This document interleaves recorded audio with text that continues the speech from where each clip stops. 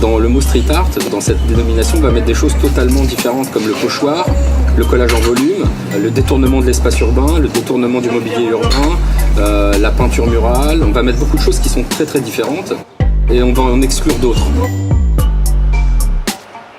Les institutions et les autorités ont voulu dissocier le graffiti du street art, en gros pour dire ceux qui font du graffiti c'est des voyous, des gens pas fréquentables, ils font des choses illégales et le street art c'est plus ou moins toléré parce que c'est beau.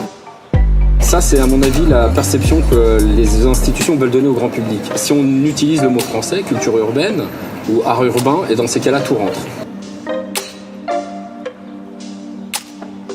Dans les arts urbains, il y a le graffiti, il y a le tag, il y a le pochoir, il y a le collage en volume, il y a toutes les déclinaisons de ce qu'on peut faire dans la rue.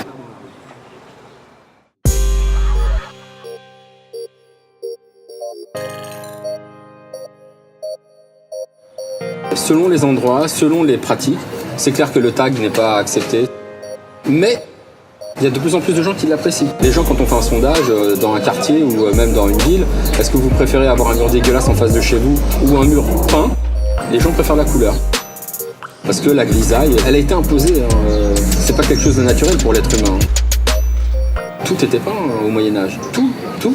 Pour avoir une idée de comment était Paris au Moyen-Âge, il faut aller au Pakistan ou en Inde.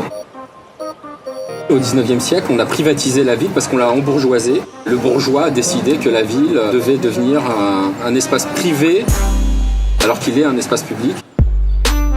C'est une manière de marchandiser une partie de ce qui appartient à tout le monde.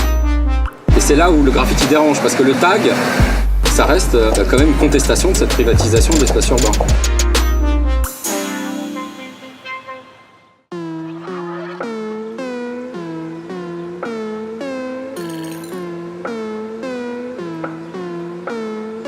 Les créatifs en France ont ce problème-là, c'est qu'on est combattu en permanence, partout. On ne peut pas imaginer, c'est un cauchemar. Que ce soit dans la bande dessinée, le livre, tout.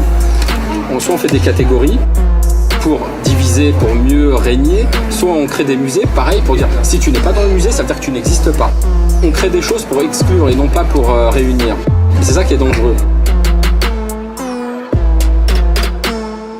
Il y a des choses qui durent, des choses qui ne durent pas.